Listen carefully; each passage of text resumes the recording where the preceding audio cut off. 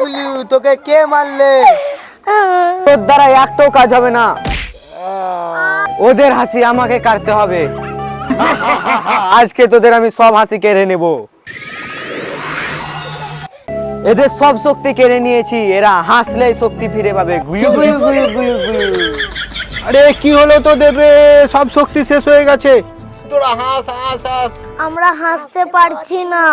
এরা হাসতে পারবে না, এদের সব শক্তি আমি কেড়ে নিয়েছি। এদেরকে হাসাতেই হবে যে করেই হোক।